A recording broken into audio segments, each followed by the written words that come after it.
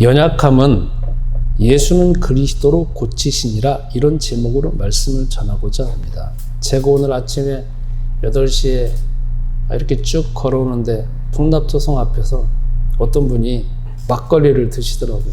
근데 막걸리 옆에 소주도 있고 한 3병 있더라고요. 근데 제가 그분을 한 번 본 게 아니라 그 풍납토성 그 벤치에 자주 보았습니다. 근데 아침 8시부터 술을 드신다라고 하면은 도대체 어떤 낭만이 있을까 이런 생각도 해보고 어떤 고민이 있을까라고 생각도 해보고, 그분은 드시면서 과연 어떤 멋있는 생각을 하면서 드실까라고 생각하는데, 그냥 일반적으로 생각할 때에는 그냥 습관적으로 드시기도 하지만 뭔가 씁쓸함이 있겠다라는 그런 생각을 좀 예상해봤습니다.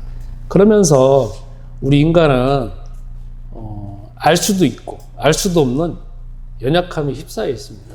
이 성경에 보면은 오늘 성경에 보면 예수님께서 제자들을 부르시는데 딱 3가지로 이제 요점을 했습니다. 첫 번째는 귀신을 쫓아내고, 두 번째는 모든 병을 고치고, 세 번째는 모든 약한 것을 고치시는 권능을 주셨다고 했습니다. 우리 인간은 딱 보면은 3가지 문제 중에 하나입니다. 귀신의 문제든지 질병의 문제든지 약한 것의 문제든지, 이게 평생토록 우리 인간에게 휩싸였는데, 그러면 이것을 그냥 평생 가지고 살 것이냐, 아니면 어떻게 해결할 것이냐. 특히 오늘은 제가 연약함이라고 하는 부분, 다음 주는 질병이라고 하는 부분, 그 다음 주에는 귀신이라고 하는 부분에 대해서 제가 어떻게 해결할 것인지, 이런 측면에서 강의가 아니라 설교를 하고자 합니다. 오늘은 특히 연약함의 부분에 대해서 설교하고자 합니다. 먼저 제가 서론으로서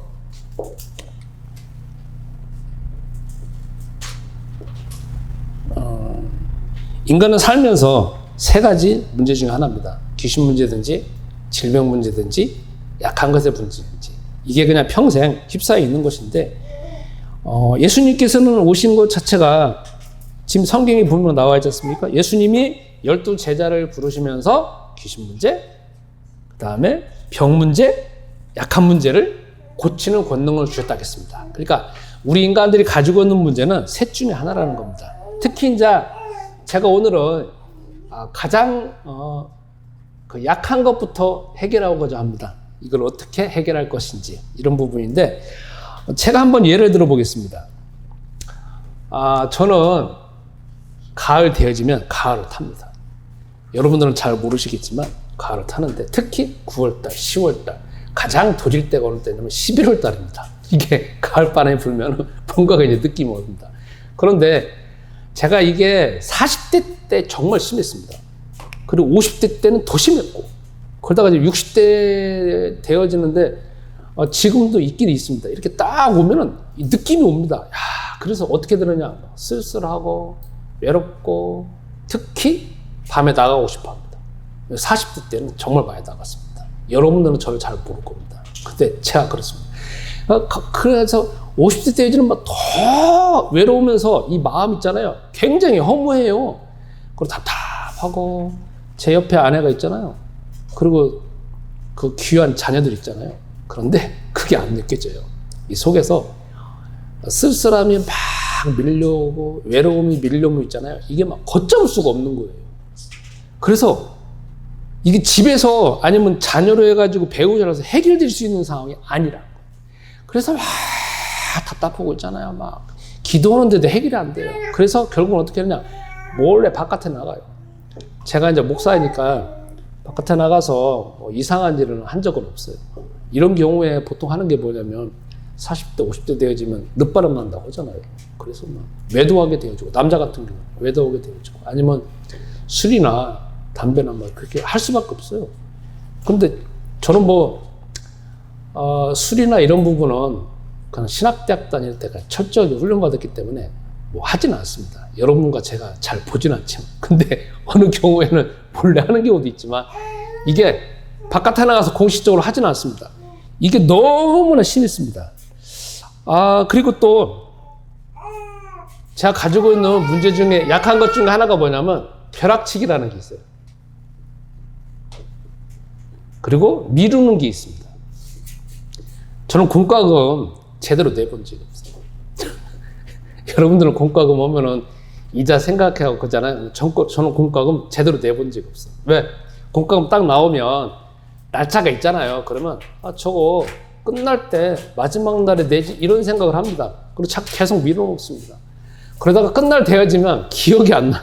나중에 보면은 뭔가 이제 연체, 이자 이게 쭉 날아올 때 할 수 없이 내야 된다 해가지고 또 버티다가 또 나중에 됩니다. 그리고 제가 미루기가 심각한 게 뭐냐면 제가 지금 대상포진에 걸렸잖아요. 근데 대상포진이 뭔가 조금 문제가 생기면 빨리 가야 되겠다라고 생각하는 것보다는 계속 미루고 버티다가 결국은 최악의 상황이 되어지니까 결국 병원을 갑니다. 제가 이전에 봤을 때 저 자신이 치질 수술을 했거든요. 그것도 젊었을 때 치질이 정말 힘들었어요. 근데 그것도 있잖아요. 병원 가가지고 수술 받으면 되는데 버티다가 이제 버티는 게 아니라 미루는 거죠. 이빨도 마찬가지예요. 이빨도 있잖아요. 막 고름이 나와가지고 도저히 냄새가 나서 이제 끝날 때쯤 되어지면 이제 안 되겠다 해가지고 옆에서 이제 밖에서 이제 누구 사모님이 막 뭐라고 합니다. 뭐라고는 정도가 아니라 이제 그걸 저 표현을 하면 지랄을 떠는 거죠. 막 할 때만 할 수 없이 그때 갑니다. 벼락치기 저 정말 심합니다. 왜 그러냐면 공부할 때 보면 예를 들어서 공부 잘하는 사람들은 미리 계획을 세우잖아요. 근데 저는 계획을 세우는 게 뭐냐면 미뤄놓습니다. 그리고 마지막 날을 보면 이제 정신이 집중되잖아요. 그때는 빡 집중해가지고 빡 합니다. 그러니까 공부를 할 때 보면은 성적이 최상위로 가지는 않고 적당 그 중간이 아니라 그 밑에는 갑니다. 머리가 조금 좋은 부분도 있어요. 그러니까 그 바로 밑에는 가는데 최상위 척은 올라간 적 한두 번은 있어요. 그때는 계획을 세워서 했으니까. 그 끝에 외에는 벼락치기가 너무 심하다는 걸 제가 봅니다. 전 또 이제 살아가면서 제가 지금 제 상황을 말하잖아요. 이게 제 약한 걸 지금 말하고 있는 겁니다. 제가 가지고 있는 문제 중에 또 하나가 뭐냐면 남 탓을 많이 합니다. 남 탓. 제가 이제 목회에 성공이다 실패다라고 할 때 제가 생각하는 기준에 도달하지 못하니까 저는 어떻게 판단하냐면 실패했다고 판단했습니다. 그러고 난 다음에 그것을 내 탓으로, 내 문제로, 내가 기도하는 문제로 돌리는 것보다 은근히 제 속에서 내가 사모를 잘못 만났는가 보다. 사모가 이랬으면 저랬으면 얼마나 좋았을까. 아니면 나의 부모님이 목사님이었으면 얼마나 좋았을까. 아니면 나의 형제들이 든든하게 해가지고 나를 받쳐줬으면 어땠을까. 이렇게 해가지고 저는 항상 남 탓으로 돌립니다. 어쩌면 우리 결혼하신 분들이 결혼해가지고 제대로 남자 같은 경우에 사업을 하든지 직장에 다니든지 해가지고 제대로 풀리지 않으면 그게 어디로 가냐면 자기 배우자를 갈 겁니다. 또 요즘에는 여성분들이 거의 대부분 다 직장 다니니까 여성분들이 만약에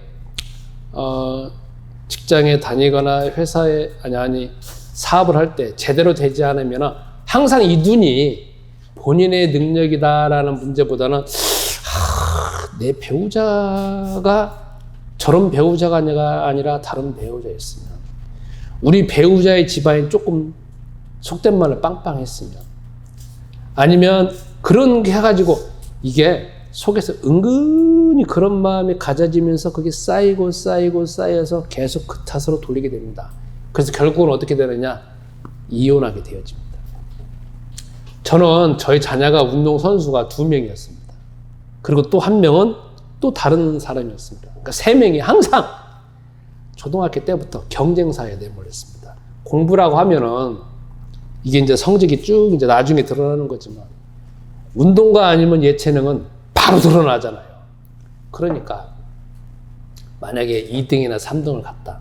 특히 단체 운동을 하는데 후보에게 밀린다라고 하면 제 속에서 항상 어떤 생각이 들어요. 이게 제일 잘하는 애를 기준으로 해서 저 남자애가 아니면 저 여자애가 내 딸이었으면 이런 게 있잖아요.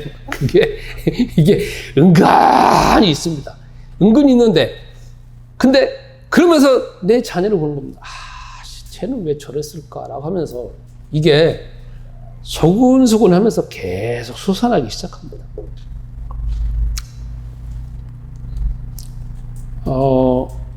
아까 제가 신문에 보는데 송파에 있잖아요. 어떤 사람이 오늘 신문에 나왔잖아요. 5명이 죽었어요. 근데 일가족이 죽은 거야. 근데 가만히 보니까 이게 제가 쭉 해보니까요. 신문에 나온 사람은 A라고 하는 여성이에요. 근데 이 사람의 남편도 죽었고 그 다음에 시모도 죽었고 그 다음에 시누이도 죽었고 그 다음에 저기 멀리 떨어져 있는 일산에서는 이 사람의 이 A라는 분의 10살 먹은 딸도 죽었어요. 다 뭐냐면 지금 이제 뭐 신문에서는 잠깐 나온 건데 자살로 추정을 하는 거예요. 근데 거기에 유서가 나오는데 그게 뭐 어떤지는 잘 모르겠지만 유서에 뭐냐면 다 돈 문제에 걸려 있는 거야. 그래갖고 아니 이게 지금 말도 안 되는 것이 5명이 그냥 장소가 달라고 다 죽은 거야. 10살 먹은 애는 스스로 자살한 게 아니라 이분들 중에서 누군가가 이제 죽게 만든 거죠. 이런 상황이 벌어졌어요. 그러면 이거 자체가 다 어디에서 벌어지는 거냐면은 생각에서 벌어지는 거잖아요. 그러니까 제가 지금 말하는 것도 다 어떤 상황이냐면 내 생각으로 인하여서 내가 지금 이건 질병까지는 안 가고 내가 가지고 있는 약한 문제잖아요. 그러면 이게 과연 우리가 가지고 있는 내가 가지고 있는 문제인데 이걸 제가 설교할 때 저거는 목사님만이 가지고 있는 문제다라고 생각하시면 여러분과 나에게는 거의 도움이 안 돼요. 우리가 예배 드릴 때 목회자가 이렇게 설교를 한다라고 하면 저게 나의 이런 문제에도 가능하다. 저런 문제에 가능하다 해갖고 내가 제3자의 입장에서 다른 사람 문제라고 하면 우리에게는 아무런 도움이 안 돼요. 지금 저의 이 설교를 통하여서 우리는 주 하나님을 지금 각자 내 내면에서 대면하고 있는 거잖아요. 그렇죠. 내 내면에서 내 내면 가장 깊숙한 곳에서 적나라하게 다른 사람은 모르지만 내가 주 하나님과 직접 대면하고 있는 이 상황이어야만이 우리가는 우리의 문제를 해결할 수가 있다는 거예요. 그러면 제가 이런 문제 왔을 때 저는 있잖아요. 해결하는 방법이 있어요. 저는 제일 잘하는 게 참는 거예요. 저는 이게 참 제가 말하는데 참 웃겨. 저 등에 있잖아요. 엄청나게 나와 있어요. 제가 엊그저께 인스타에 올리니까 어떤 분이 그러더라고요. 아니 목사님이 그걸 인스타에 올리냐고. 페이스북에 올리니까 어떤 분이 갑자기 전화 오셨어요. 페이스북 친구예요. 오랫동안 친구이신 분이에요. 그분이 이제 뭐뭐뭐 대표님이세요. 그분은 저에 대해서 아주 각별하게 관심이 많으세요. 왜냐하면 그분은 저하고 기수가 다르는데 군종 법사를 하셨어요. 그래서 대위하셔갖고 제대로 하셔갖고 저한테 그런 동질감이 있어요. 전화 오고 난 다음에 뭐냐면 아니 목사님 왜 이런 걸 올리냐고. 자기도 지금 걸렸다는 거야. 자기도 지금 대장포진에 걸렸대요. 근데 제가 대장포진에 걸려서 가장 한겨운 게 뭐냐면 참다가 결국 한겨운 거예요. 제가 여기 다 보잖아요. 벼락치기, 미루기, 약한 거 다 이런 거 다 보면은 저는 참다가 내 의지로 도저히 안 되지면은 결국 이제 그때 가는 건데 제가 참는 걸 잘하는 게 뭐냐? 나의 어머니 때문에 참는 걸 잘해요. 나의 어머님은 정말 지독하게 참거든요. 그런데 참아가지고 이게 문제가 해결되지 않는 거예요. 아니면 이런 문제가 오면 대부분 또 뭐냐면 외면해요. 그게 뭐냐? 저건 내 문제가 아니다 해가지고 그냥 내버려 둬요. 사실 이거 자체가 다 보면 내 마음에서 이루어지는 일이거든요. 계속 나한테 질문하고 하다가 막 입맞춰 쌓여지는 거야. 그걸 그냥 다 다른 식으로 돌리는 거잖아요. 아니면 이게 다 어떻게 하느냐? 다른 사람한테 폭발을 시켜요. 주로 어떤 사람들이냐? 나보다 약한 사람들. 그러니까 나의 배우자든지 아니면 자녀에게든지 다 그렇게 합니다. 그러면 이것 자체를 우리가 좀 생각해 볼 수 있는 게 뭐냐면은 이거를 추적을 해본다라고 하면 결국은 어디에서 벌어지는 거냐면 생각에서 벌어지는 겁니다. 그죠?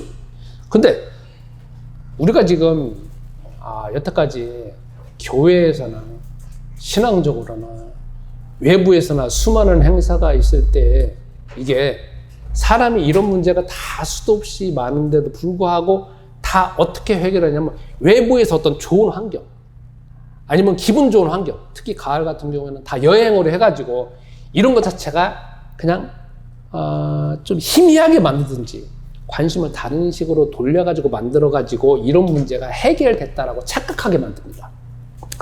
그런데 우리가 또 생각해 봐야 되는 문제가 뭐냐면 이런 건 다 어디에서 벌어지는 거냐면 다 생각에서 벌어집니다. 그리고 이 생각으로 인하여서 모든 문제가 생기지는 것인데 우리는 지금 여기서부터 좀 이제 깊이 생각해 봐야 될 게 있습니다. 그게 뭐냐? 이거를 제가 항상 지금 도표로 만들듯이 한번 도표로 만들면 이렇게 됩니다. 이렇게 되어지면 우리는 여기에 자아가 있습니다. 그리고 우리가 하나님의 자녀이기 때문에 이 안에 그리스도이신 영이 계십니다. 그리고 외부에서 정보가 오는 거잖아요. 그러면 이 내면 안에 큰 대상이 있습니다. 그리고 이 대상이 나한테 메신저를 줍니다. 그리고 나는 여기에서 오케이를 받아들입니다. 이게 우리가 지금부터 조금 더 깊이 생각해야 될 부분이 이 부분입니다. 우리가 어떤 행동을 한다라는 것을 근원을 추적해 보면 항상 생각이 있습니다. 그런데 그 생각은 외부에 오는 정보든지 내부에 오는 정보를 통하여서 내 속에서 어떤 대상이 나한테 메신저를 줍니다. 이거는 이제 우리가 목회 상담에서 이거에 대해서 연구를 수도 없이 많이 했는데 사실 목회 상담은 심리학에서 이제 출발해가지고 이제 그걸 목회 상담에서 적용을 한 건데 우리가 이 대상 있잖아요. 이렇게 표현할 수 있습니다. 이 대상은 거대한 아버지 아니면 어머니 해가지고 이 자아는 뭐냐면 나이가 2살이나 3살 되는 애입니다. 이렇게 표현할 수 있어요. 쉽게 표현하면 저 5개월밖에 안 된 애가 내 마음속에 내 자아이고 내 속에서 어마어마한 대상이 마치 큰 아버지 아니면 큰 어머니가 마동석 같은 아버지와 어머니가 내 속에서 어마어마한 메신저를 주고 있고 그 메신저는 사실 별거 아닌데 그 메신저를 주는 대상 자체가 어마어마한 힘과 권력을 가지고 있는 대상이 그 한 살이나 2살밖에 안 되는 아무것도 할 줄 모르는 그 대상인 나한테 계속 메신저를 준다는 겁니다. 그래서 내 속에서 오케이를 한다는 거잖아요. 그러니까 여기 딱 보시면 내가 왜 여기서 왜 벼락치기를 하게 되느냐? 결국은 여기를 내 마음속에 가만히 들어본다라고 하면 내 속에서 벼락치기 할 수밖에 없는 거대한 어떤 존재가 나한테 메신저를 주는 거거든요. 그리고 이게 이제 심리학에서는 교류 분석이라고 합니다. 어떻게 되냐면 교류 분석이라고 하는 거는 어떤 큰 대상이 나한테 메신저를 주는 거거든요. 이걸 만약에 우리가 이제 바깥에 보면 대상관계 이론이라고 따져본다라고 하면 여기에서는 이게 하나의 대상입니다. 이 대상은 살아있습니다. 하나의 존재라는 거잖아요. 존재.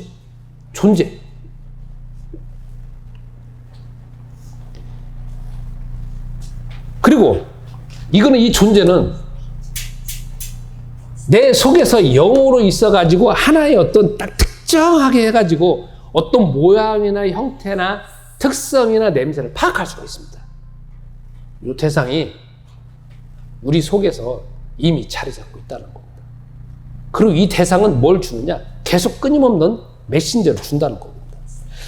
그래서 우리가 이거를 이제 창세기 3장 15절로 우리가 이제 연상을 해본다라고 하면 이렇게 됩니다.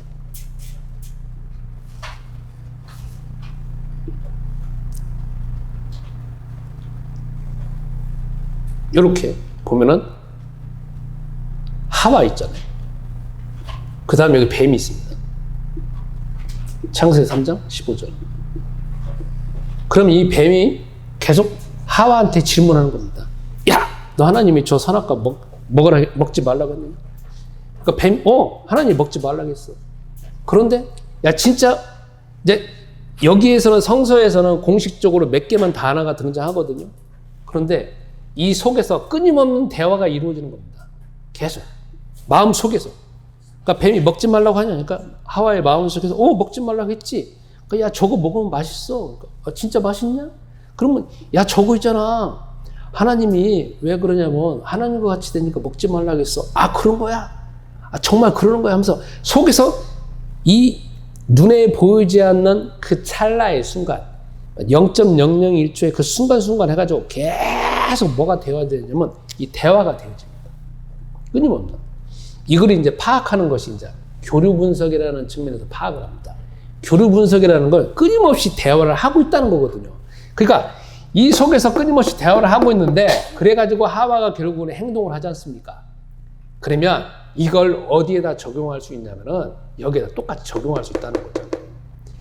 우리 사람은 사람 속에서 나도 모르는데 내 속에 어떤 대상이 있어가지고 그 대상이 끊임없는 메신저를 주는데 외부의 어떤 정보를 통하여서 계속 메신저를 주는데 그 정보가 긍정적인 것이고 나를 정말 살리고 나에게 이익을 주는 정보라고 하면 얼마나 좋겠습니까?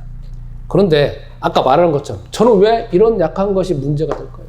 그리고 왜 나에게는 왜 이 사람들은 자살을 할 수밖에 없을까요? 그리고 성서에서는 왜 예수님께서 제자들을 먼저 부르시고 난 다음에 조금 훈련시키고 바로 보내면서 뭐부터 훈련시키냐면은 가서 귀신 들린 자, 그 다음에 질병, 그 다음에 약한 것을 고치라. 딱 3개만 줘가지고 그거에 대한 권능을 줬느냐. 그거예요. 그러면 왜 그러느냐. 그 약한 것이라고 하는 것은 결국은 어디에서 벌어지냐면 마음에서 벌어지는 것이고 마음을 뒤져본다라고 하면 다 이런 시스템 하에서 계속 문제가 생긴다는 거죠. 그래서 여러분 우리가 여기에서 이제 살펴봐야 될 게 있습니다. 그게 뭐냐. 마음속에서 끊임없이 나에게 정보를 주는 이 대상 그리고 그 메신저 이게 과연 누구냐 이거예요.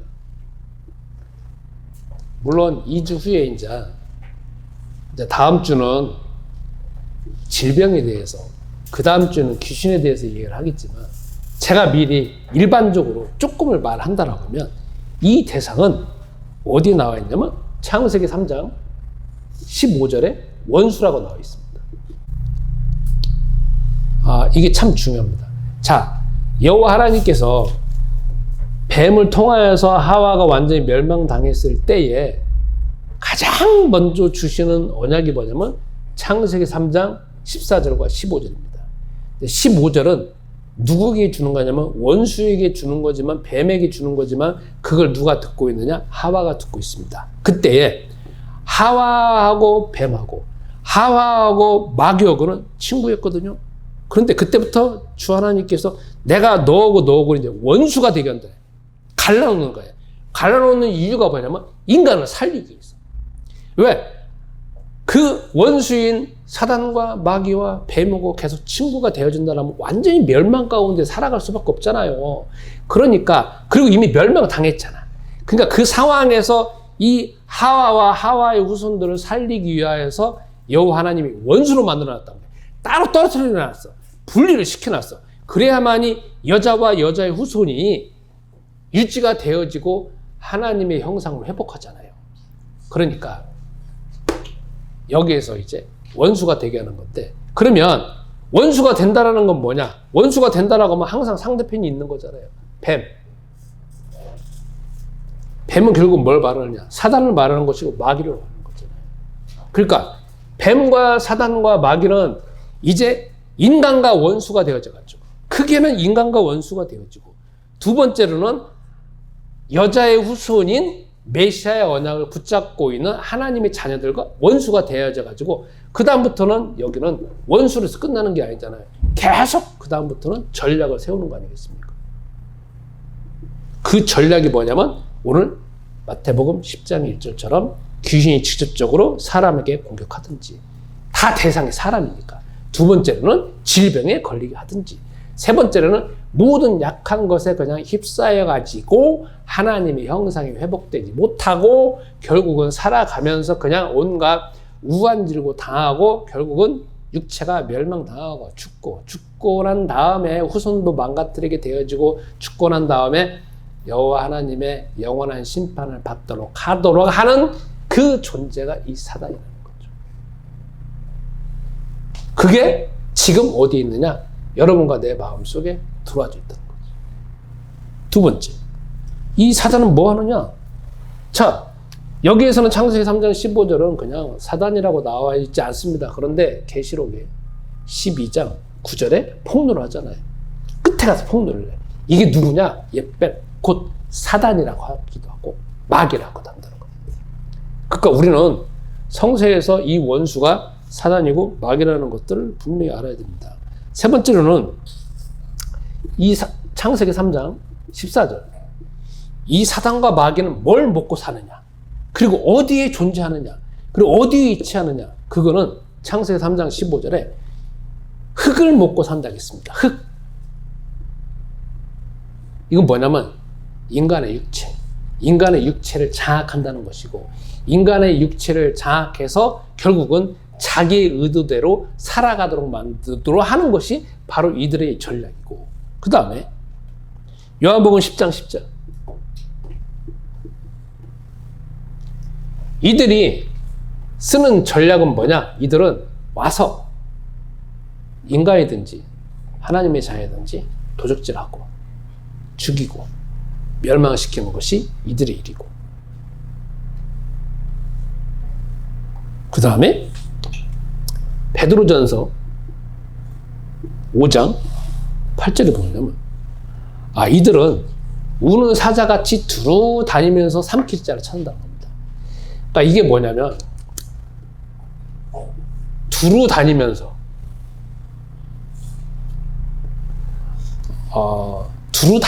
삼킬 자를 찾는다는 것은 어떤 장소, 어떤 사건, 어떤 환경을 통하여서 계속적으로 원수가 하나님의 자녀 아니면 세상 사람들을 멸망 가운데 가도록 만든다는 겁니다. 그러니까 우리가 여기서 좀 살펴볼 수 있는 게, 여러분이 어떤 장소에 간다, 어떤 사람을 만난다, 어떤 환경이 있다, 항상 저 따라잡습니다. 예수는 그리스도, 그리스도는 예수. 이거를 우리는 끊임없이 고백하고 외치고 다녀야 됩니다. 왜 그러느냐? 미리 여기서 말하는 거지만 얘들은 어느 특정한 장소에 가면 사건이 일어나요, 안 일어나요? 일어나죠. 어떤 환경에 가면 무슨 일이 벌어져요, 안 벌어져요? 나는 안 벌어지는데 어떤 사람은 벌어져요. 그죠? 그게 뭐냐면 얘가 두루 다니면서 어떤 장소가 되고 어떤 사람의 타이밍에 맞춰지면 거기에 사고가 나고 사건이 벌어지고 거기에 이상한 일이 벌어진다는 거예요. 그러니까 우리는 왜 예수는 그리스도 불러야 되느냐 하면은, 예수는 그리스도 이름을 부를 때 하나님께서 하나님 우편에 계신 그리스도가 그 자리에 임재하시는 것이고, 예수는 그리스도 이름 부를 때 그 자리에서 사단의 이 대상과 사단의 메신저 자체가 깨트려지게 되는 것이고, 내가 예수는 그리스도 이름 부를 때 하나님의 능력이 그 자리에 나타나는 것이고, 예수는 그리스도 이름 부를 때 여러분이 그때 당시에 가지고 있었던 가난, 질병, 재앙, 저주 아니면 사단의 귀신 들림 자체가 그 순간에 해결되어지고, 그러니까 예수는 그리스도라고는 고백은 이 세상에 가장 인간으로서 가장 중요한 이름이고, 그 다음에 인간이 고백할 수 있는 가장 위대한 고백이 마태복음 16장 10절 예수는 그리스도라는 고백이에요.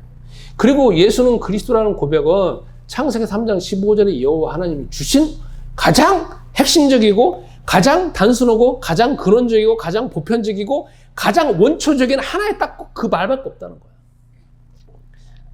자, 그러면 또 마지막, 여기서 이제 또 살펴볼 수 있는 게 뭐냐면, 이 사단은 에베소서 6장 16절에 뭘 쏘느냐? 화잔을 쏩니다.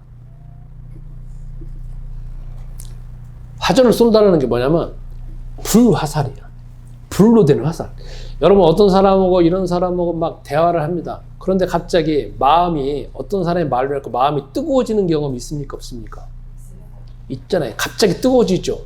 한국 사람은 더 심하잖아요. 왜냐면 우리 한국 사람은 외국 사람들이 이성적으로 발달해가지고 뭐 하나 하면 뭐 분노가 올라가는 수준이 뭐 이렇게 될 건데 우리나라 사람은 들어왔다라고 하면 막 튀어나오잖아요. 그죠? 분노가 튀어나오잖아요. 이게 뭐냐면 속에서 어떤 사람 말로 인해 가지고 마치 이 속에 불이 벌어지는 거야. 폭탄같이 막 활활 타오르니까 막 탁 튀어나오잖아. 특히 남자 같은 경우에, 저 같은 경우에 젊었을 때는 참 심했어요. 심했다는 게 뭐냐면 누가 뭔 말 하는데 갑자기 막 튀어나와서 그 다음에 어떤 일이 저지르는지 몰라. 나중에 보면은 내가 왜 저질렀지 그런 생각 들어요. 자, 요거 자체가 다 외부에서 벌어지는 것이 아니라 어디서 벌어지냐? 내 안에서 벌어져. 사람이 가지고 있는 모든 문제. 제가 아까 저만 예를 들었잖아요. 제가 다른 사람 예를 들 수가 없잖아요. 왜? 다른 사람 예를 들면 다른 사람 기분 나쁘니까. 그러니까 저는 저의 예만 듣잖아요. 저의 예도 이거는 여러분한테 말하더라도 좀 괜찮은 거잖아요. 말하지 못할 건 제가 얼마나 많겠습니까? 그런데 그러한 것 자체가 다 어디서 벌어지느냐? 내 마음에서 벌어져요. 내 마음에서. 내 마음에서 벌어지는 걸 추적해보면 다 어떤 대상이 나의 자아한테 명령을 시켜가지고 나는 할 수 없이 그냥 행동해가지고 이런 일이 벌어진다는 거잖아요. 자, 그러면 이제 이 부분에 대해서 어떻게 해결하느냐 한번 보겠습니다.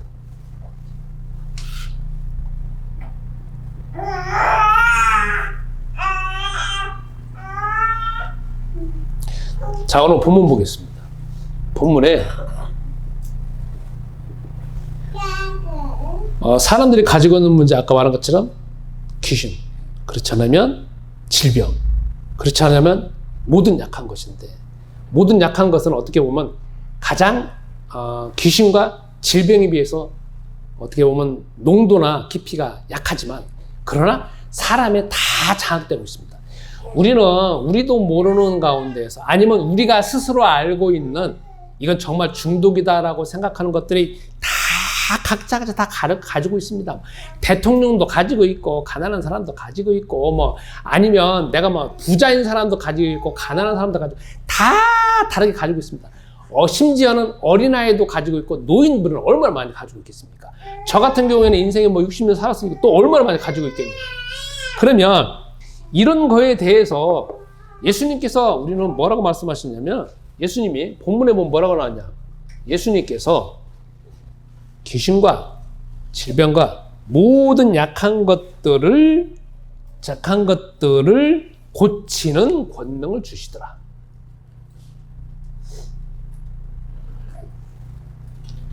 그러니까 그 문제는 인간이 해결할 수 없는 문제고, 그 문제는 인간이 알지 못하는 문제고, 그 문제는 조금 해결된 것 같은다 하지만 또 계속 문제가 되어지고, 그 문제는 다 깊이 들어가면 영적인 문제 해가지고 결국은 사단의 문제이고, 사단이 주는 메신저를 인간이 그냥 아무 힘도 없는 인간이 계속 받아들이는 문제이기 때문에 이걸 해결하기 위해서 우리 인간은 해결할 수 없다는 전제 조건 하에서 예수님께서 말씀하신 것은 예수님이 고치는 권능을 줬다는 겁니다. 그러니까 우리 인간은 그걸 해결할 수 없고 예수님이 해결하기 때문에 예수님이 가지고 있는 능력이고 예수님이 가지고 있는 지혜이고 예수님이 가지고 있는 힘이기 때문에 그 예수님의 힘으로써 그걸 이길 수 있다는 겁니다. 그러면 여러분 여기서 우리가 살펴볼 수 있는 게 왜 예수님은 이러한 권능이냐냐.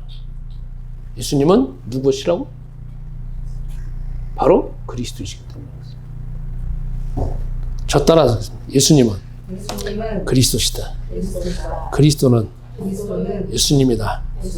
다시 예수는 그리스도이시다.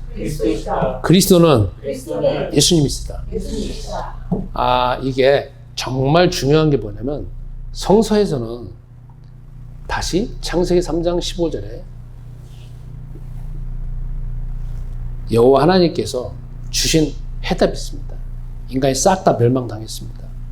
그리고 사단하고 인간을 완전 분리시켰습니다.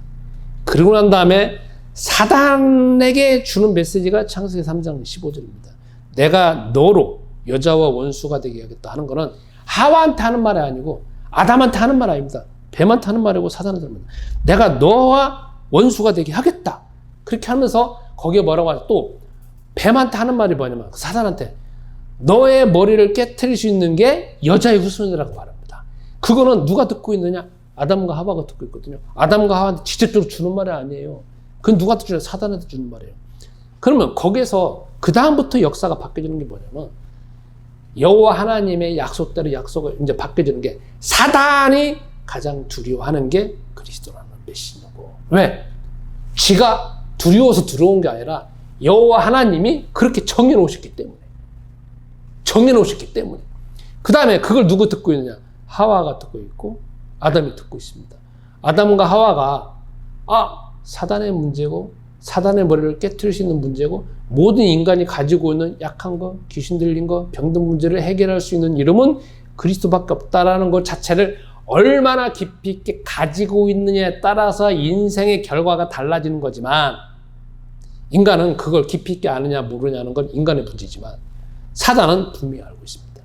그러면 그 다음부터는 인간의 역사가 뭐냐면 사단은 어떻게든지 그리스도라고는 이름을 희석시키고 없애고 그 다음에 희미하게 만들고 가능하면 다른 식으로 대체해가지고 만들 수밖에 없는 게 사단의 전략이고 그러면 누구를 알고 있느냐?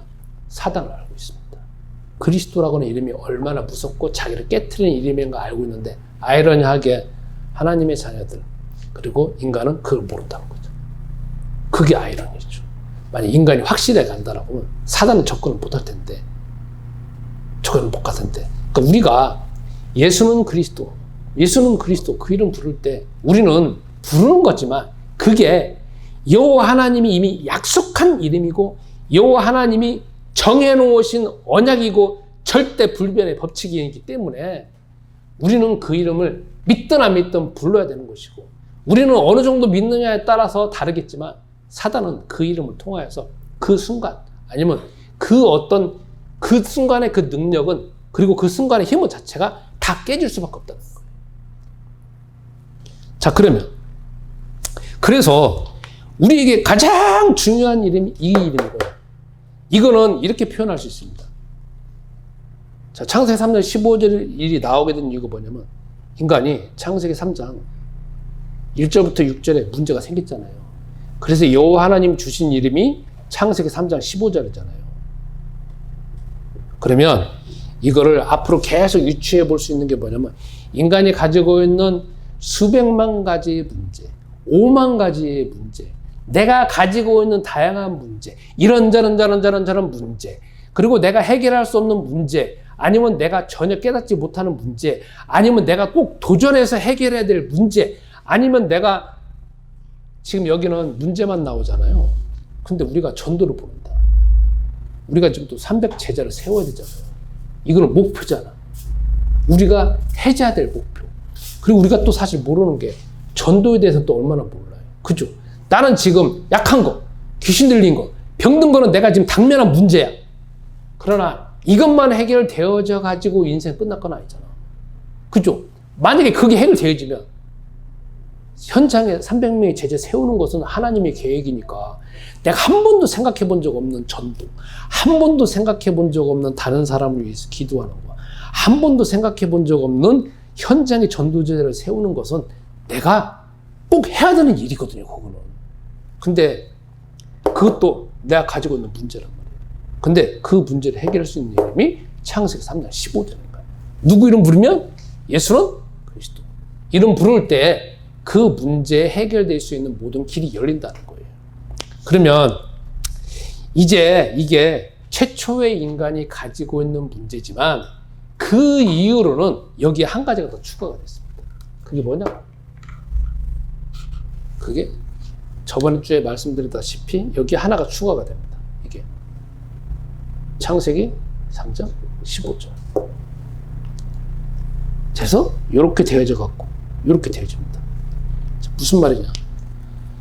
여호와 하나님께서는 이미 이제 인간이 타락하고 난 다음에부터 계속 인간에게 주신 이름이 구약성경, 신약성경, 지금 시대 아니면 예수님이 오시기 전까지 계속 이 세상에 여호와 하나님 주신 언약은 이미 있어요.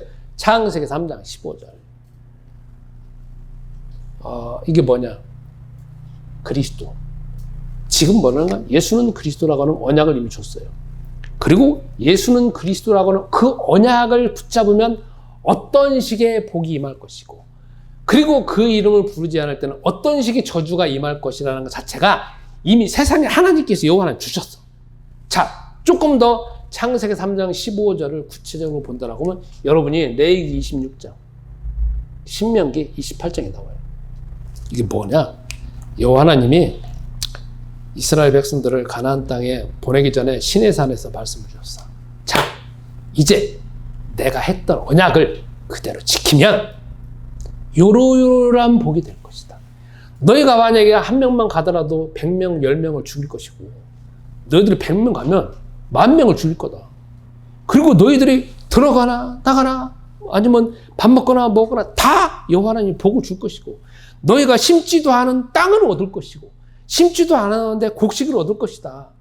그걸 어떻게 표현하느냐? 단계적으로 표현하죠. 그러니까 그냥 바로 부르면 복을 줄 거다 이게 아니라, 그게 시간이 흘러가고 사건이 흘러가고 부르면 부를수록 그거 자체가 자꾸 열매를 맺어져 가지고 그런 복이 될 것이다 해가지고 단계적으로 나와요. 그런데 또 거기 뭐가 나오냐면 화가 나와.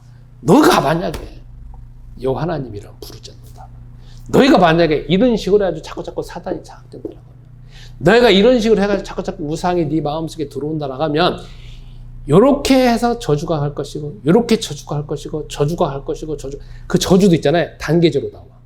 그리고 결국은 제일 마지막에 뭐라고 나오냐? 너희가 결국은 어떻게 되느냐?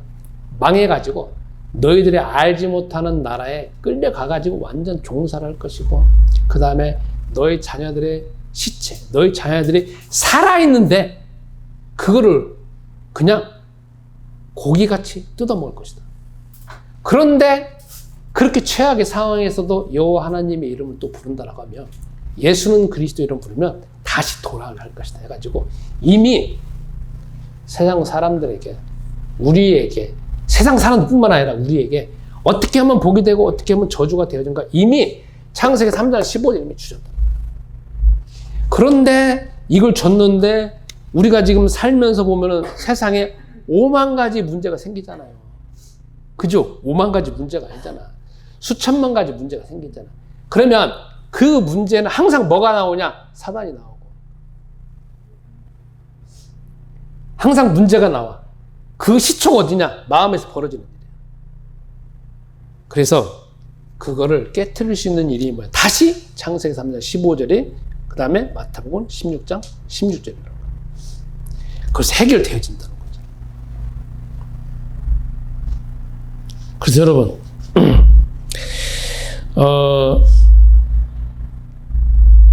어떻게 해야 되느냐? 여러분이 이건 있잖아요.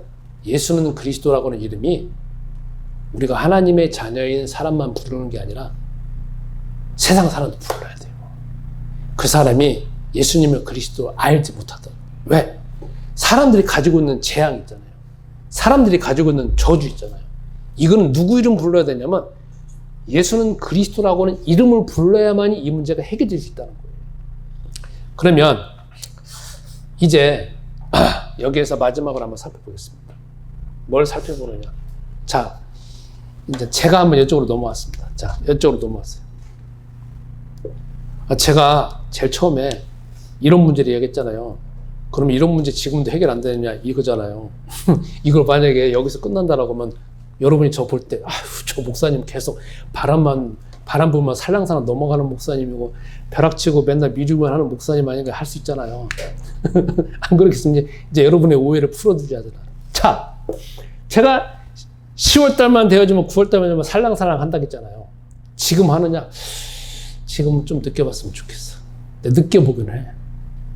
그래서 그러면서 뭐냐? 옛날에 이러이러한 것이 느껴졌지. 그때 다시 예수는 그리스도, 나는 하나님의 자녀, 그리고 내 안에 하나님의 나라, 그리고 성령 충만, 이거 계속 있잖아요. 저는 고백하고 다녀요. 선포하고 다녀요. 그리고 증거하고 다녀요. 왜?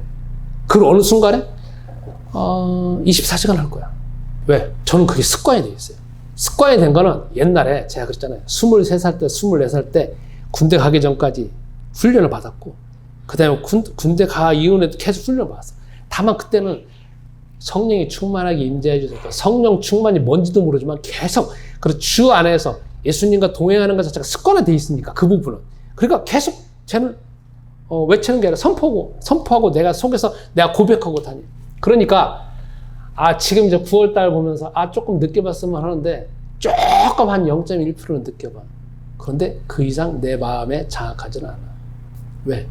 나는 그걸로 인해서 외로움은 오는 거지만 외로움을 통하여서 예수가 그리스도라는 그 고백을 통하여서 주 하나님 나에게 새로운 힘과 새로운 평안함을 주시는 걸 내가 경험하니까. 자, 벼락치기. 제가 뭘 하려고 할 때, 벼락치기 하려고 할 때 다시 기도해요. 예수는 그리스도. 나에게 이 벼락치기 해가지고 그 순간에만 빡 집중하게 하는 것 자체에 대해서 벗어나게 하옵소서. 기도해요. 왜냐하면 벼락치기는 1등은 못 가. 벼락치기는 아무리 잘해봐야 중간 정도 아니면 중간 쪽 상위 이상은 1등은 절대 못 가. 그리고 시대적인 업적은 이뤄낼 수 없어. 그렇기 때문에 지금 뭐냐? 벼락치기 안 하고 벼락치기 하려고 할 때 기도해. 예수는 그리스도. 내 속에서 이걸 미루고 벼락치기 하려고 하는, 그리고 순간적으로 땜빵질만 하려고는 그 생각은, 그리고 그 생각이 체질화 되어져 있는 것은 그리스도 이름으로 깨트려져서 기도. 여기에 또 수많은 것들이 있겠죠.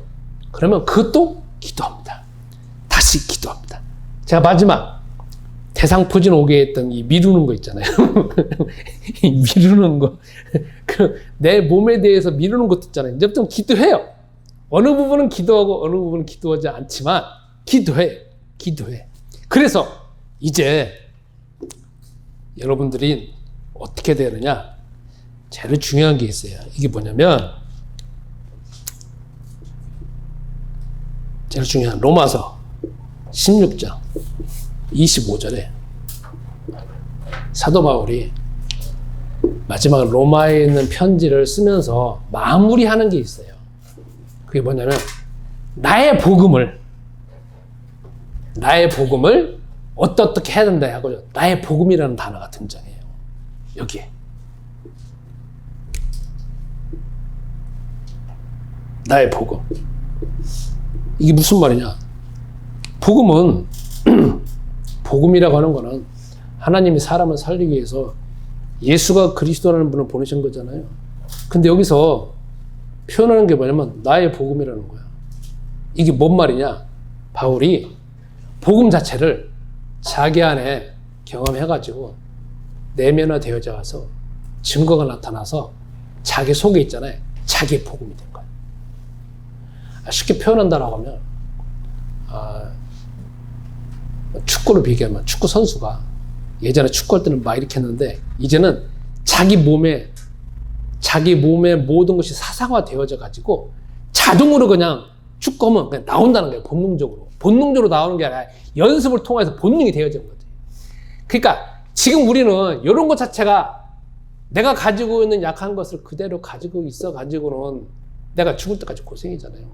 요거 자체가 예수는 그리스도라고는 고백을 통해서 하나님이 내 문제에 어디에 외면이 아니라 환경이 바뀌어진 게 아니라 내 마음속에서 이 상황이 이 대사하고 이 메시지가 깨트려져 가지고 내 안에서 그 자체가 경험이 쌓여서 그게 하나님께서 나를 통해서 이루어진 이 역사라고 내가 증거가 되어서 이게 복음이 되는 거야.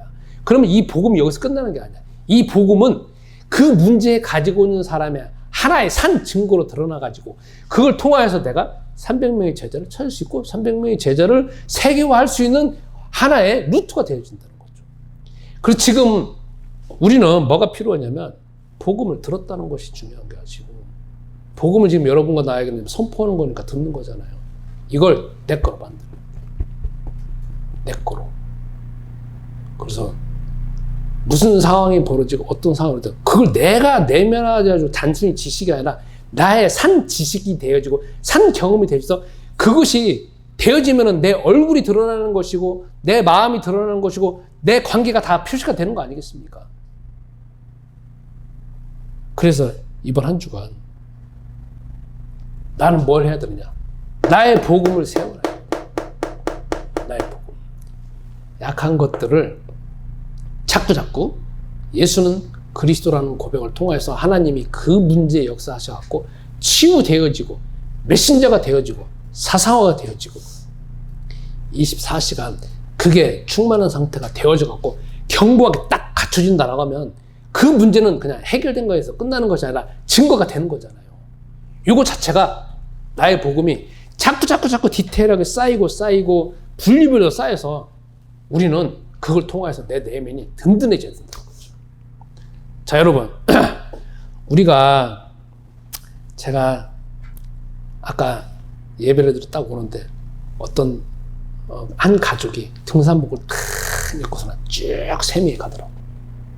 오늘 날씨 얼마나 좋아요. 어떤 분은 또 제가 보기에 정말 예쁘다고 보여준 게 뭐냐면 아빠하고 엄마하고 아들 둘이 딱 자전거를 타고 쭉 가더라고. 또 옷도 딱 깔도 똑같은 깔로. 이야, 보면서 정말 저도 이제 옛날 생각이 나는 거죠. 옛날 자녀들하고 저렇게 갔을 때 정말 얼마나 행복했을까. 저 아빠하고 뒤따라가는 엄마는 얼마나 흐뭇할까. 왜냐면 아들들을 데리고 가는 거니까 자전거 타고. 근데 더 중요한 게 있어요. 그건 다 뭐냐면 외부의 환경을 좋게 만들어가지고 사람 내면을 좋게 만드는 거잖아요. 근데 사람의 환경은 좋은 게 항상 없잖아요. 우리 바깥에 있는 환경은 아무리 좋고 아무리 나쁘고 최악의 상황이다 할지라도 그걸 받아들이는 내 내면에 따라 달라진다는 거지. 그러니까 제일 중요한 건 내 내면을 훈련시켜야 되는 거고 내 내면을 견고하게 해야 되는 것이고 결국 내 내면을 견고하게 하는 거는 나의 생각이 달라다는 거야. 내 생각에 따라 달라는 거야. 생각의 힘을 키워야 되는 거라는 거지. 근데 그 생각의 힘은 결국 어디에 달려있느냐? 내 안에 계신 성령. 그리고 그것을 해결하기 위해서 그리스도께서 오셨고 오늘 본문처럼 예수님이 약한 것을 고치는 권능을 주셨다는 거야. 그러니까 우리는 예수가 그리스도라는 고백을 하면 할수록 예수님이 마태복음 10장 1절 말씀에 그 권능을 주시다라고 그 권능이 나에게 실제적으로 임재한다는 거란 말이에요. 그러니까 예수는 그리스도 고백 한다 해가지고 그게 거기서 끝나는 문제가 아니라 마태복음 10장 1절 말씀이 지금 제자들에게 예수님이 제자들에게 고치는 권능을 줘가지고 제자들 가서 그 일들이 벌어지는데 그게 내가 고백을 하면 할수록 그 권능이 마태복음 10장 1절 나의 몸에 나의 생각에 내가 가지고 있는 약한 것들에 실제적으로 성취되는 거지. 그래서 여러분 권능이 나에게 실제로 성취되는 거 권능이 나에게 실제로 임재하는 거 그 자체를 여러분이 계속 경험하시고 성경은 거짓말이야. 그리고 신앙생활하는 건 거짓말이 아니야. 그리고 신앙생활하는 거는 예배만 드려서 되는 일이 아니야. 신앙생활하는 거는 큰 교회 가가지고 의리의리하고 어마어마한 가운데서 나 되겠다 이게 아니라 외부의 환경으로 내 마음을 바꾸는 게 아니라는 거지. 외부의 환경으로 인해서 외부의 환경은 최악의 상황이다 할지라도 결국은 그걸 어떻게 받아들이냐 하는 거는 내 속에 있는 내 생각에 달려있는 것이고 그것은 나의 복음에 달려있는 거라는 거지. 그 나의 복음은 결국은 마태복음 10장 1절 말씀 예수님이 그리스도라는 그 고백을 통하여서 그 권능이 임재한다는 거예요. 그래서 먼저 이번 주에 그리스도의 권능이 끊임없이 여러분과 나에게 함께하도록 끊임없이 나에게 성취되어지도록 그것을 여러분이 깊이 경험하시는 한 주가 되었으면 합니다. 우리 말씀 붙잡고 1분 동안 기도하시겠습니다. 주님 이 시간 예물 드립니다. 이 예물이 주의 복음이 온전히 쓰여지게 하옵소서. 우리가 가지고 있는 복음, 우리가 경험하고 있는 복음, 또 우리 내면에서 벌어지고 있는 약한 것들은 예수는 그리스도 고백을 통하여서 단순히 고백이 아니라 그 고백을 통하여 주 하나님이 임재하시고 마태복음 10장 1절 말씀이 성취되어지며 마태복음 28장 16절부터 20절 말씀이 성취되어지고 사도행전 1장 1절부터 11절 말씀 1장 8절 말씀이 성취되는 줄로 믿습니다. 그 고백을 통하여서 주 하나님이 임재하시고 주 하나님이 역사하시며 주 하나님의 지혜와 지식과 능력과 체력과 모든 경험으로 역사하는 줄로 믿사오니 이번 한 주간도 나의 복음을 세워지게 하시고 나의 복음을 튼튼하게 하시며 나의 복음을 통하여서 전문화하고 세계화할 수 있도록 주께서 역사하여 주옵소서. 이 일을 위하여서 주께서 지혜와 지식과 능력과 체력과 건강과 경제력으로 역사하시고 늘 24시간 성령 충만함으로 역사하여 주옵소서. 이제는 우리 주 예수 그리스도의 은혜와 아버지 하나님의 무궁하신 사랑하심과 성령님의 교통하심, 말씀 붙잡고 응답받기를 소원하는 주의 모든 사명자들과 내 안의 교회 성도님들과 이 시간 온라인으로 예배드리는 모든 분들에게 이제부터 영원토록 함께 있을지어다.